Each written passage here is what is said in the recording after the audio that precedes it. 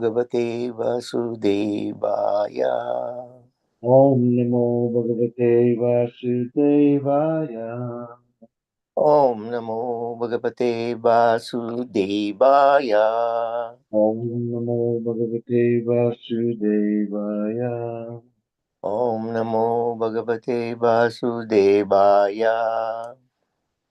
Haribo.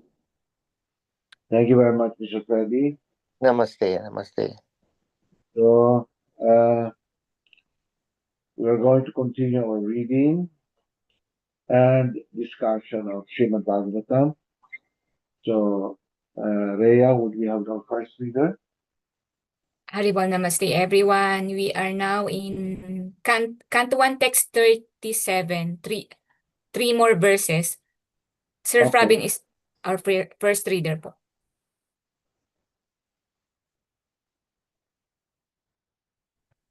Haribol. Can you hear me? Yes, Yes, sir. we can hear you. You are the spiritual master of great saints and devotees. I am therefore begging you to show the way of perfection for all persons, and especially for one who is about to die. Unless one is perfectly anxious to inquire about the way of perfection, there is no necessity of approaching a spiritual master. A spiritual master is not a kind of decoration for a householder. Generally, a fashionable materialist engages a so-called spiritual master without any profit. The pseudo-spiritual master flatters the so-called disciple, and thereby both the master and his ward go to hell without a doubt. Maharaj Parikshit is the right type of disciple because he puts forward questions vital to the interest of all men, particularly for the dying man. The question put forward by Maharaj Parikshit is the basic principle of the complete thesis of Srimad Bhagavatam. Now let us see how intelligently the great master replies. Ribol. Can you read the second verse? Yes, sir. Yes, sir. Text 38.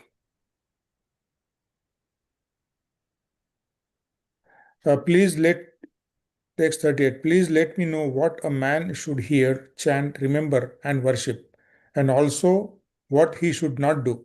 Please explain all this to me. Text 39. O powerful Brahman, it is said that you hardly stay in the houses of men long enough to milk a cow. Saints and sages in the renounced order of life go to the houses of the householders at the time they milk the cows, early in the morning, and ask some quantity of milk for subsistence. A pound of milk fresh from the milk bag of a cow is sufficient to feed an adult with all vitamin values, and therefore saints and sages live only on milk. Even the poorest of the householders keep at least 10 cows, each delivering 12 to 20 quarts of milk, and therefore no one hesitates to spare a few pounds of milk for the mendicants. It is the duty of householders to maintain the saints and sages like the children. So a saint like Shukadev Goswami would hardly stay at the house of a householder for more than 5 minutes in the morning. In other words, such saints are very rarely seen in the houses of householders, and Maharaj Parikshit therefore prayed to him to instruct him as soon as possible. The householders also should be intelligent enough to get some transcendental information from visiting sages. The householder should not foolishly ask a saint to deliver what is available in the market. That should be the reciprocal relation between the saints and the householders. Haribol.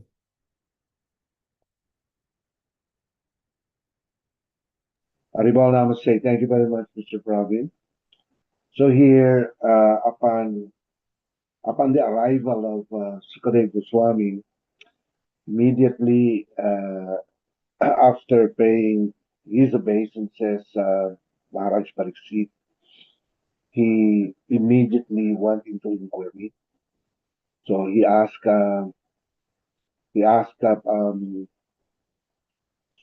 Sukadeva Goswami, what is the goal of life? What should I do to achieve the perfection of human life? Because after all, that is the purpose of life. The purpose of life when you come to this world, unless you are interested in achieving the purpose of existence, you will not ask anybody what is the goal of life. So, but here we can find Maharaj Pariksit asking, "My dear spiritual master, can you show me what is the goal of life? What is the purpose of life?" So it is actually advisable that each and every one of us must um, not only inquire, but be interested, to really know what is the goal of life. And you can observe people, materialists, they are not interested in knowing the goal of life. They're not interested. They're just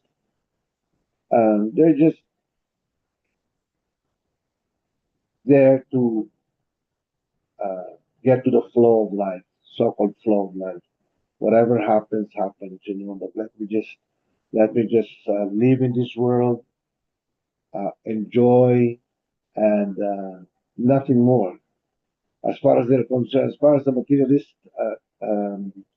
materialist concept is concerned, living in the material world, enjoying everything that I survey, uh, is the goal of life for them. They don't have any other higher goals. Yeah. So that person we cannot expect that person to actually inquire seriously what the goal of life is.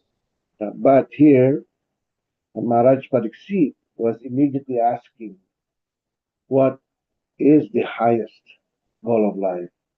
Yeah. So he was very, very interested to know. And he was there to ask a bona fide spiritual master. So Sukadev Goswami is considered to be the bona fide spiritual master at that time. No. It was described that he rarely goes out and talk to uh, materialistic people, and even deal with, especially those who are in the royalty family or the royalty order. Just like Maharaj Pariksit, he was the emperor of the world, uh, and you might wonder, why was it that Sukadev Goswami was interested to see him, to know him, and see him, and listen to what he has to inquire about. So there is a very, very deep reason why he agreed to speak the Srimad Bhagavatam, because it was already like ordained that he had that his mission was to speak the Srimad Bhagavatam, and this was the best time to speak it, and he also saw the heart of Maharaj Pariksit. Maharaj Pariksit, although he was in the royal order, he was a king, an emperor, but he was also a great devotee of Krishna. After all, he was a descendant of the Pandavas. So, he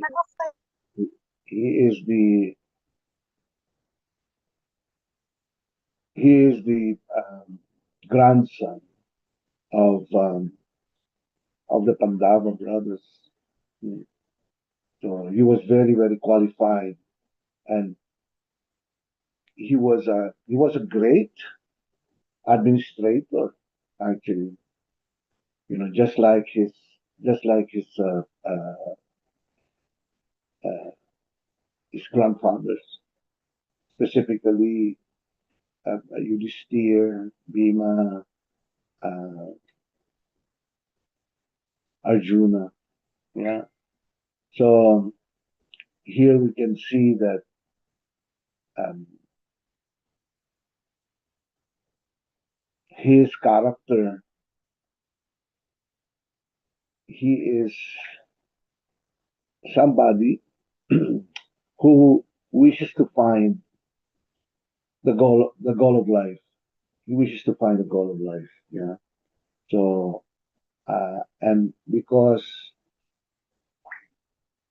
Sukadev Goswami was able to actually see the core of his uh, heart, he agreed to do that, to do such. Okay, next reader. Haribol Namaste. Haribol everyone. Text 40. Translation. Sri Sutta Goswami said, "The king thus spoke and questioned the sage, using sweet language. Then the great and powerful personality, the son of Vyasadeva, who knew the principle of religion, began his reply." That's end of Bhaktivedanta, purports of the first canto, 19th chapter of Srimad Bhagavatam, appearance of Sri Sukadev Goswami. End of the first canto. So we are now going to get to the next chapter. What is the next chapter of this, Rhea? Haribol, sir, Canto 1. Canto 2 na, Yes no? po. Oh, Canto 2 po. Canto. Yes, sorry. The cosmic manifestation. All right. So who wants to read first?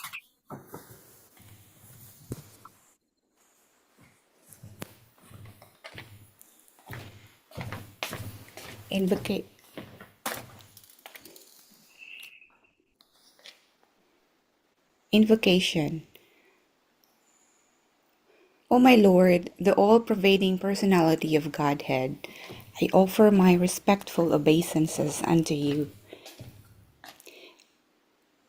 Vasudeva means to Krishna, the son of Vasudeva.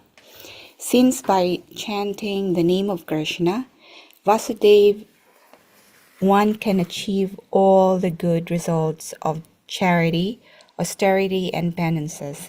It is to be understood that by the chanting of this mantra, Om Namo Bhagavate Vasudevaya, the author of the speaker or any one of the readers of Srimad Bhagavatam is offering respectful obeisances unto the Supreme Lord Krishna, the reservoir of all pleasure.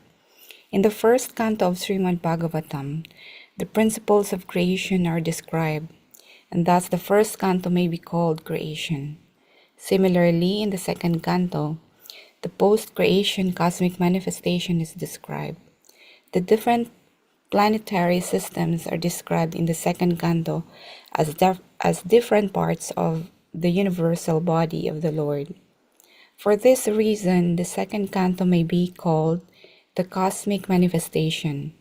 There are 10 chapters in the second canto, and these 10 chapters, the purpose of Srimad Bhagavatam and the different symptoms of this purpose are narrated. The first chapter describes the glories of chanting, and it hints at the process by which the neophyte devotees may perform meditation on the universal form of the Lord. In the first verse, Sukadev Goswami replies to the questions of Maharaj Parikshit, who asked him to one's duty to the point of death. Maharaj Parikshit was glad to receive Sukadev Goswami, and he was proud of being a descendant of Arjuna, the intimate friend of Krishna. Personally, he was very humble and meek, but he expressed his gladness that Lord Krishna was very kind to his grandfathers, the sons of Pandu, especially his own grandfather, Arjuna, and because Lord Krishna was always pleased with Maharaj Parikshit's family at the verge of Maharaj Parikshit's death, Sukadev Goswami was sent to help him in the process of self-realization. Maharaj Parikshit was a devotee of Lord Krishna from his childhood, so he had natural affection for Krishna. Sukadev Goswami could understand his devotion. Therefore, he welcomed the questions about the king's duty, because the king hinted that worship of Lord Krishna is the ultimate functions of every living entity. Sukadev Goswami welcomed the suggestion and said, "Because you have raised questions about Krishna, your question is most glorious."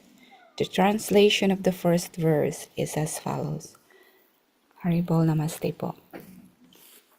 Haribol, namaste. Thank you very much, Shani. So we are now on Canto 2. Yeah, Canto 2 gives us a detailed description of creation. Canto 1 talks about the creation of the material cosmic manifestation. So here on Canto 2, we shall be able to learn the different details of the details of creation, the different planetary systems, the different universal system, etc. And we also learned that there is not only one universe, but actually in the entire material cosmic manifestation, there is what you call the multiverses. So there's not only one universe, there's multiverses in the material cosmic manifestation. So so here in this particular chapter, we are going to learn much about the material universes. So let us read further.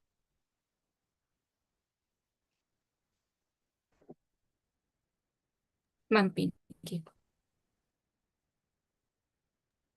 Do you want me to read? You Go said ahead, Okay, Sir my name? Praveen. You Mr. said my Praveen. name, or I didn't hear it properly? Your sound is very good. Okay. Sri Sukadeva Goswami said, "My dear king, your question is glorious because it is very beneficial to all kinds of people. The answer to this question is the prime subject matter for hearing, and it is approved by all transcendentalists. Even the very question is so nice that it is the best subject matter for hearing. Simply by such questioning and hearing, one can achieve the highest perfectional stage of life. Because Lord Krishna is the original Supreme Person, any question about him is original and perfect. Lord Chaitanya Mahaprabhu said that the highest perfection of life is to achieve the transcendental loving of Krishna. Because questions of Maharaj Parikshit about Krishna philosophy are greatly glorified. Maharaj Parikshit wanted to absorb his mind completely in Krishna, and such absorption can be effected simply by hearing about the uncommon activities of Krishna. For instance, in the Bhagavad Gita, it is stated that simply by understanding the transcendental nature of Lord Krishna's appearance, disappearance, and activities, one can immediately return home back to Godhead and never come back to this miserable condition of material existence. It is very auspicious, therefore, to hear always about Krishna. So Maharaj Parikshit requested Sukadeva Goswami to narrate the activities of Krishna so that he could engage his mind in Krishna. The activities of Krishna are non-different from Krishna himself. As long as one is engaged in hearing such transcendental activities of Krishna, he remains aloof from conditional life of material existence. The topics of Lord Krishna are so auspicious that they purify the speaker, the hearer, and the inquirer. They are compared to the Ganga waters which flow from the toe of Lord Krishna. Wherever the Ganga waters go, they purify the land and the person who bathes in them.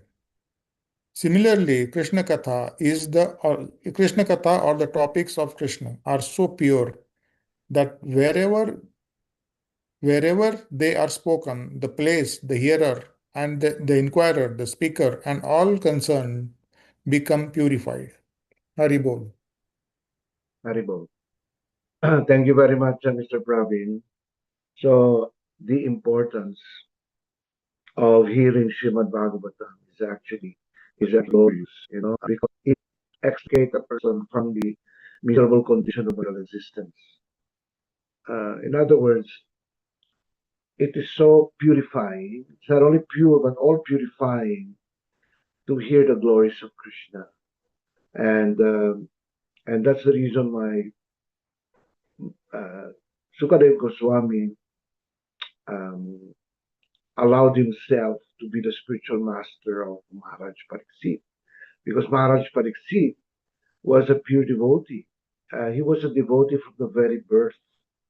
He was able to actually see the form of Krishna as Lord Paramatma when he was still at the womb or inside the womb of his mother. Maharaj Pariksit was able to do that, and that's why when he grew up, he did not lose that connection between himself and Krishna. He was always Krishna conscious, so from the very very beginning of his life. So when the time came that he had to really make a great inquiry onto the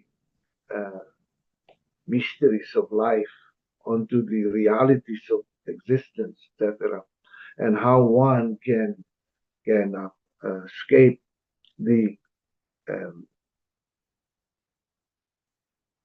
miserable condition of the material world, how one can escape the miseries of birth and death. He was ever ready. So Krishna actually designed that, in as much as Krishna designed Arjuna to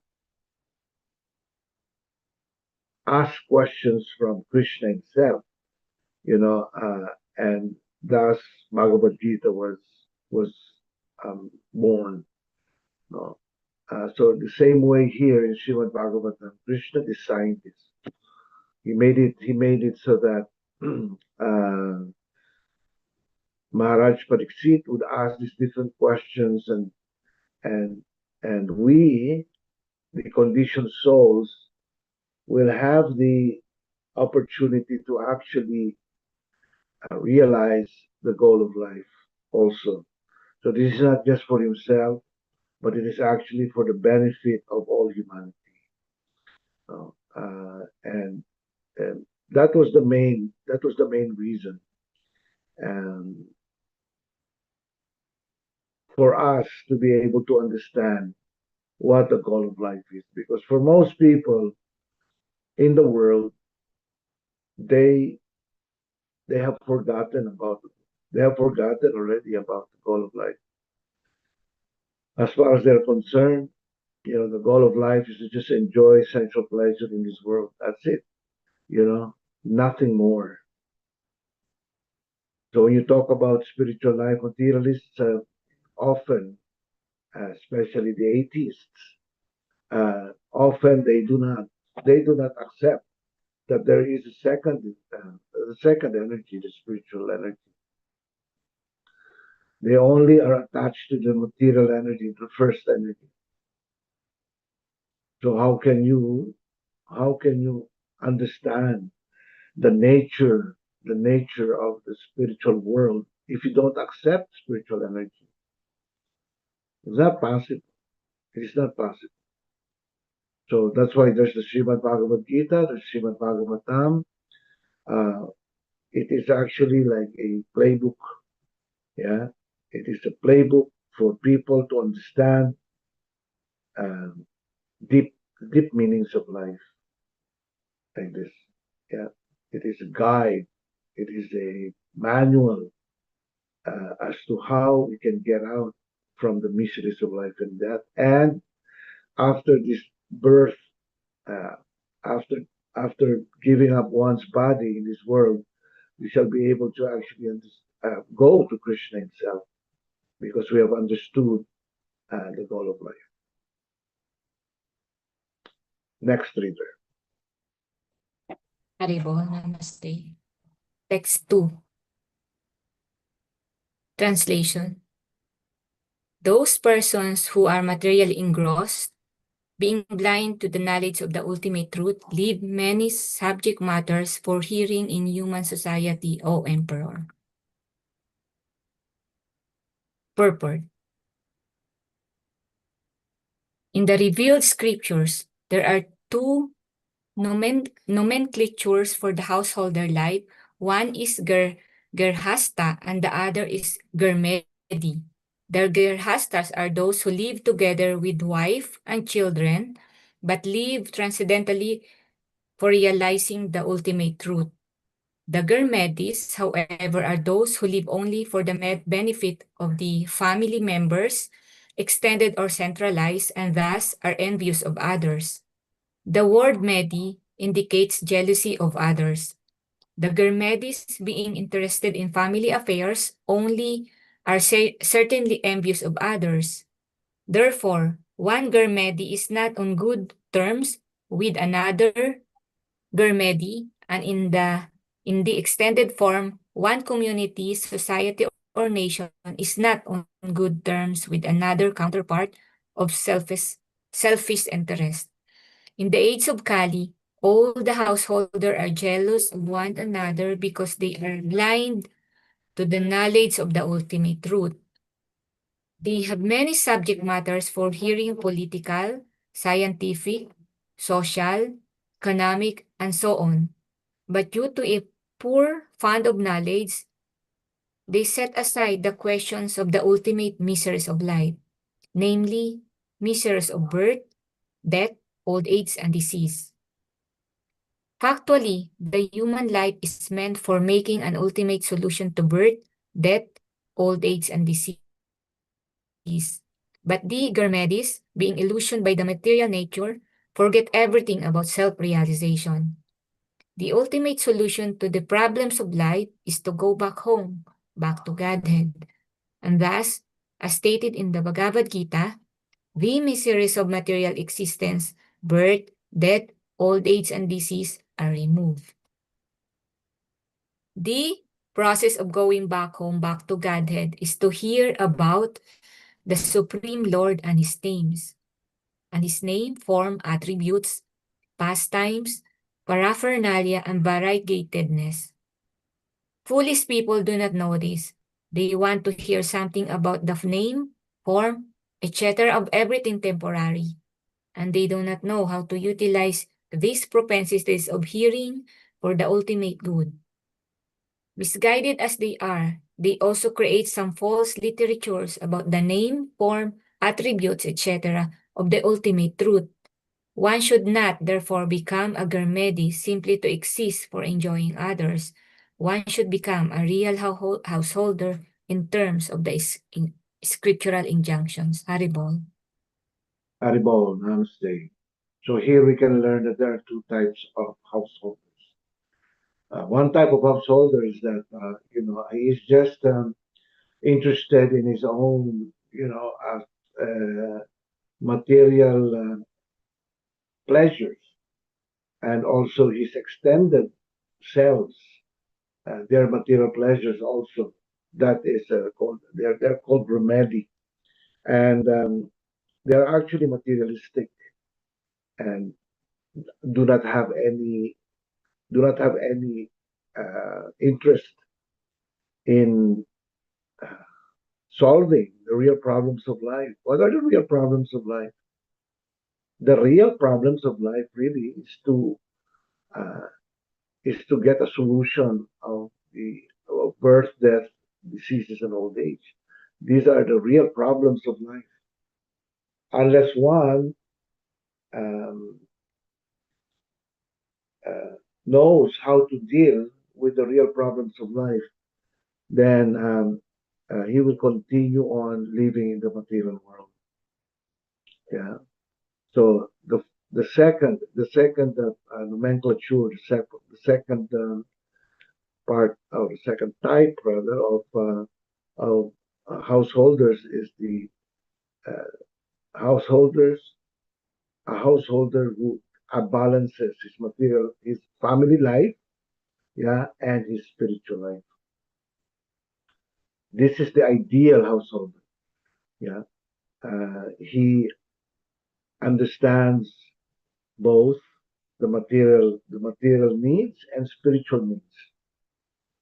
Material needs because he has a material body, his family, his children, wife, they all have a material body. That's why he needs to supply the needs of the material body. Yeah, but at the same time, because he knows that he's not the material body, he knows that we are all spiritual beings, part and parcel of Krishna. He also understands and realizes that we need spiritual nourishment. We need spiritual food in order for us to uh, be successful in life. So being successful in life uh, doesn't only point to being successful materially. You have to be successful spiritually and materially at the same time. You have to be able to understand that there are two types of, or two uh, fundamental energies, and that is the material energy and the spiritual energy. And you're able to actually see that these two energies are actually existing side by side. They exist side by side. Yeah. For example, right now, the body, when you see a material body, you see the material energy. But a spiritual person understands that within that material body, there is a spiritual spark, and the non-material self, yeah, who is part and parcel of God, who is made of spiritual energy. And that is actually more important than the material energy. Why? Because the material body is designed to break down. The material body is designed to be uh, under the jurisdiction of material energy, under the jurisdiction of birth, disease, old age, and death. So when a person is born in the material world, he has to solve this problem. How to solve the problem, the four miseries of life, for instance, is the greatest uh, goal of life. That is the goal of life. But what does the materialist do? They try to invent their own provisions or their own way of dealing with the four miseries of life. Yeah. For instance, birth. They try to stop birth by inventing birth control pills, or trying to control the birth process.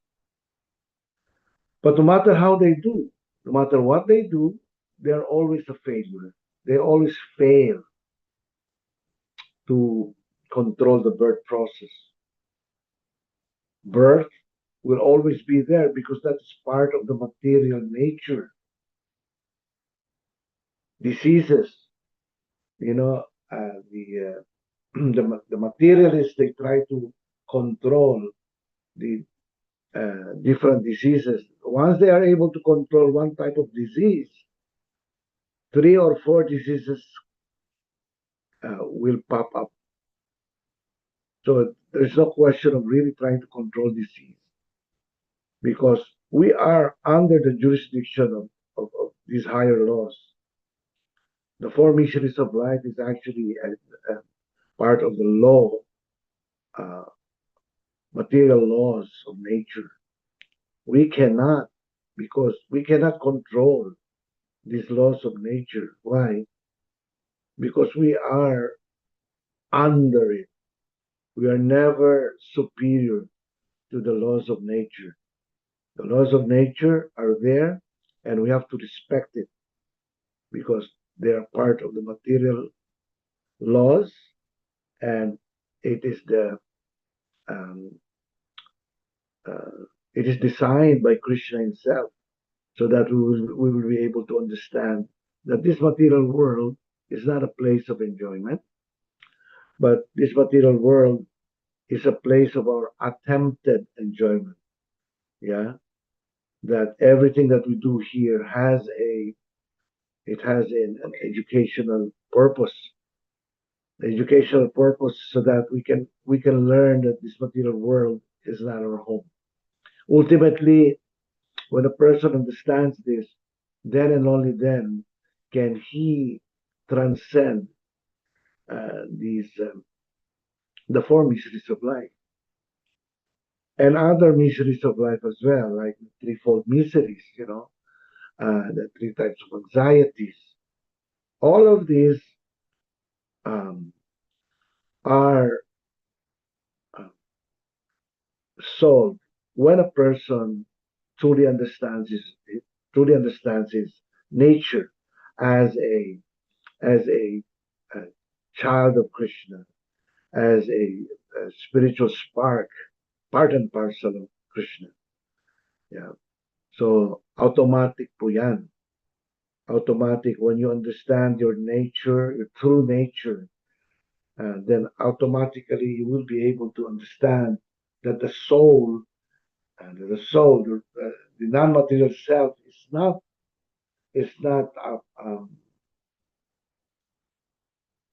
controlled by this nature, by birth, diseases, old age, and death. That the soul is never born, that the soul never gets disease, that the soul never gets old, and that the soul never dies. So automatically you understand this. You understand that this is a solution to the material world by understanding your real nature. So what happens when a person understands this? He becomes fearless. He becomes fearless. While the materialists are always afraid that anytime uh, diseases will come in, anytime death will come in, anytime their bodies are getting older and older and older each day, like this. So it is actually very miserable to live in this material world.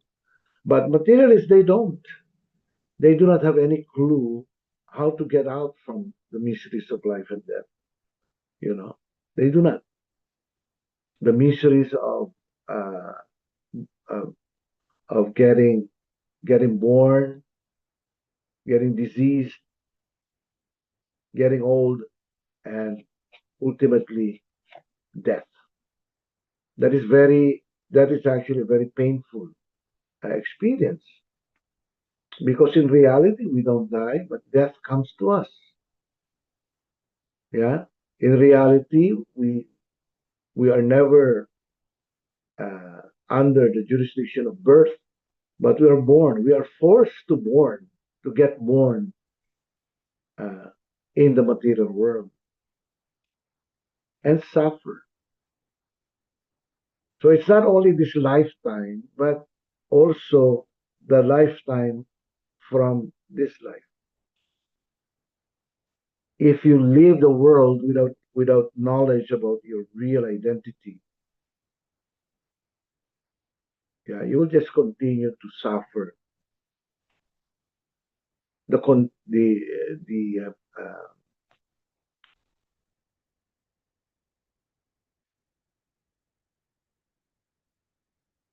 the continued birth and death, yeah, in this world.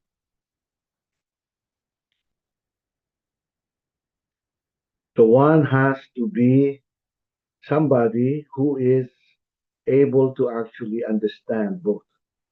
He understands both the material energy and understands both the material energy and the spiritual energy. That he is not part of the material energy. Although he's inside a material body, but he is aloof in the real sense.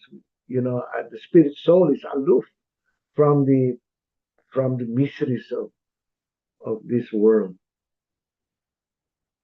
When he understands that, then it is to be understood that he actually is able to understand is that his life is actually successful. And this is what Maharaj Pariksit was asking his spiritual master, Sukadeva Goswami. Next reader, please. Last reader. Can I read po? Yes, ma'am. Go ahead, Helen. Haribol, Haribol, Haribol. Yeah, Haribol. Text 3, Mm. translation. The lifetime of such an envious householder is passed at night, either in sleeping or in sex indulgence, and in the daytime, either in making money or maintaining family members. Purport: the present human civilization is primarily based on the principles of sleeping and sex indulgence at night, and earning money in the day and spending the same for family maintenance. Such a form of human civilization is condemned by the Bhagavata school. Because human life is a combination of matter and spirit soul, the whole process of Vedic knowledge is directed at liberating the spirit soul from the contamination of matter. The knowledge concerning this is called Atma Tattva. Those men who are too materialistic are unaware of this knowledge and are more inclined to economic development for material enjoyment. Such materialistic men are called karmis or fruitive laborers, and they are allowed regulated economic development or association of women for sex indulgence. Those who are above the karmis, that is, the jnanis, yogis, and devotees, are strictly prohibited from sex indulgence. The karmis are more or less devoid of Atma-tattva knowledge, and as such their life is spent without spiritual profit. The human life is not meant for hard labor for economic development, nor it is meant for sex indulgence like that of the dogs and hogs. It is especially meant for making a solution to the problems of material life and the miseries thereof. So the karmis waste their valuable human life by sleeping and sex indulgence at night, and by laboring hard in the daytime to accumulate wealth, and after doing so, they try to improve the standard of materialistic life. The materialistic way of life is described herein in a nutshell, and how foolishly men waste the boon of human life is described as follows. Aribol. Haribol, thank you very much, Selina. So, you know, it is described that the householders who are just interested in eating, sleeping, mating, and nothing more live a animalistic lifestyle. Yeah, animals also eat, they sleep, they have sex, and they defend. Okay, so humans, when his activity is centered around uh, these four things of eating, sleeping, mating, and defending, yeah, um, is actually none different from an animal. But how do we separate man from animal? When do we actually say that a human being is actually a man? How do we say, or how do we know? We know that a human being is a man when he understands his fifth activity.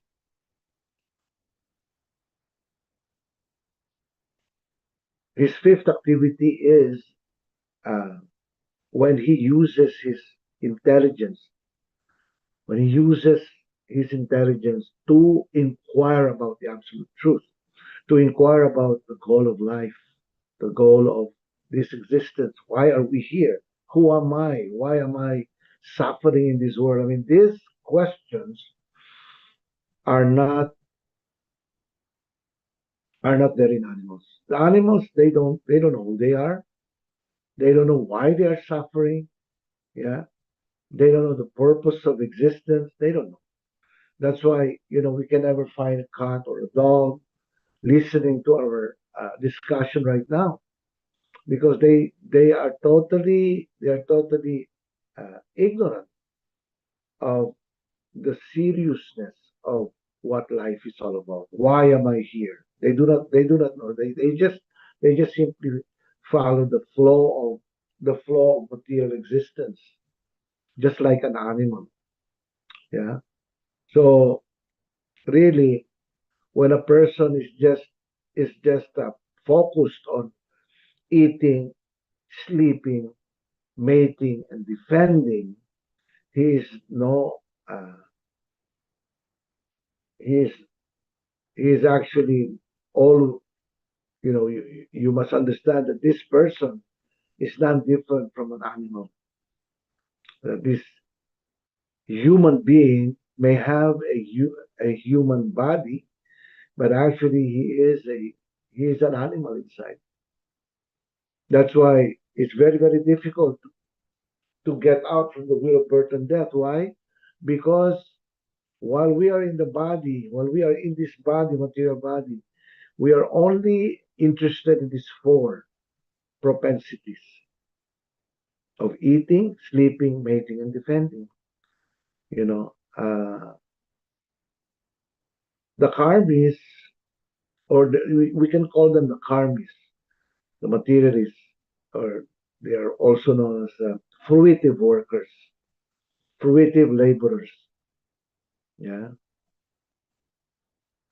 But those who are interested in spiritual life, for example, Gyanis, the yogis, the devotees of God, uh, they actually know how to use their fifth propensity or fifth activity, and that is uh, understanding, fully understanding that they are not a material body, they're spiritual, yeah, they're spiritual entities, and that this material world is not our home. We are not uh, the enjoyers of our hard work, but Krishna is the real enjoyer, and I am just a servant. We are all servants of Krishna. Yeah. And therefore, we have to develop our loving relationship with Krishna and establish our long lost relationship with Krishna. Why do I say long lost? Because for so many lifetimes, we have lost contact with our uh, loving relationship with Krishna. And each of these lifetimes, the the central enjoying agent, the central enjoying figure is myself. So this I, me, mine attitude is always there when we are in the material world. It's always I, me. This is me. This is mine. You are mine, etc. Like this. Yeah, because we fail to understand the purpose of life. We fail to understand that as human beings, we are meant to understand the uh, the realities of life, not just being like a dog or a hag, simply living uh, every moment of our lives trying to enjoy our senses and totally forget about the real meaning of existence. Yeah. So hanggang dito na lamang po tayo. Let's conclude it this way. And on Friday, we continue our Srimad Bhagavatam. In the meantime, do you have any questions?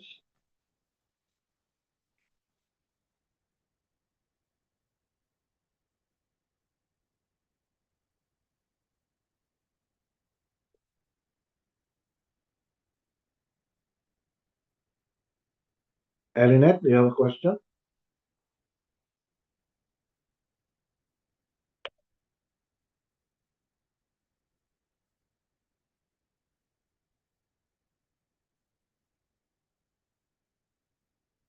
Okay, kung walang question, who is our exit kirtan leader?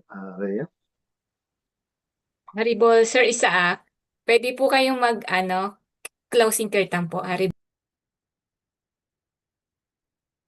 Take it away, Isaac. Haribol.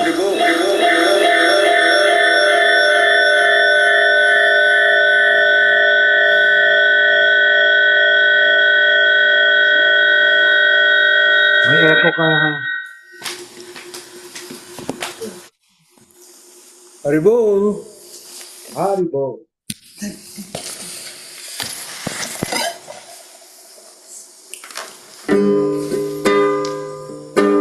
Namo Vishnu Padaya Nakastaya Bhutale Srimate Siraswarupananda Paramahamsa Iti Namine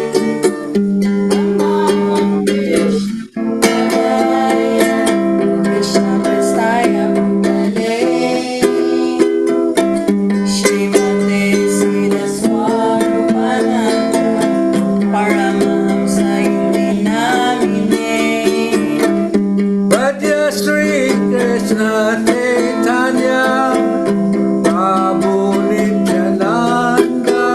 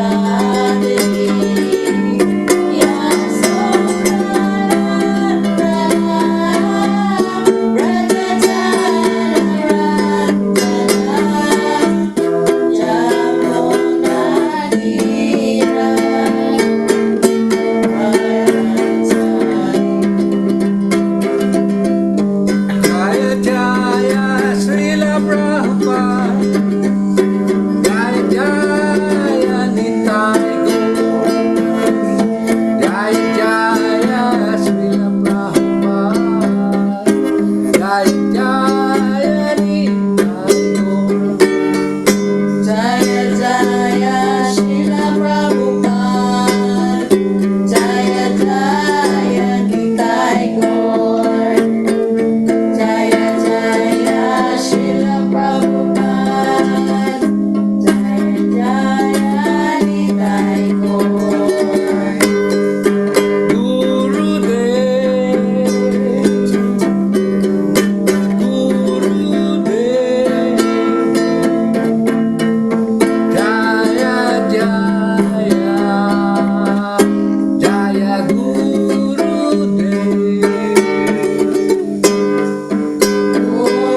Gurudev, Gurudev, Jaya Jaya, Jaya Gurudev. Jaya Gurudev, Hari Bol. Hi, Gurudev. Thank you very much, Isaac, and your family. Maraming salamat sa inyo. Maraming salamat din, sir. Hari Bol. Haribo, namaste. Also, we'd like to Namaste. thank Elinet for the entry done. Elinet, thank you. Salamat po, Aribol. Haribo. And of course, our admins, Rhea and Mr. Freddie Merck. Thank you very much for that. Maraming salamat po. Haribo, namaste. Namaste. Yeah. Also, I would like to thank George for the George Kabandig and his family. Yeah, Mina and Kalkidas for always assisting us. Yeah, in terms of simul casting. Yeah. Maraming salamat, George. Dagang salamat, sir. Hare Krishna. Hare Krishna. Yeah. Also, to all those who read the verses, maraming salamat. And most especially to everybody that participate for tonight's class. Thank you so much. So I'll see you all on Friday. Yeah. Over to you, Rhea. Thank you very much din po si Radha, and thank you Ma'am Elinet and Sir Isaac and family for the wonderful kirtan. At sa lahat po ng readers natin, Haribol! Haribol! Bye, Krishna Haribol. Haribol! Haribol! Haribol. Thank you Sir George for co-hosting. Haribol Sir Pravin, Ma'am Sharni, Ma'am Haribol. Elinet, and sa lahat po. Haribol Ma'am Andy. Krishna Krishna Jaya Gurudev, Haribol!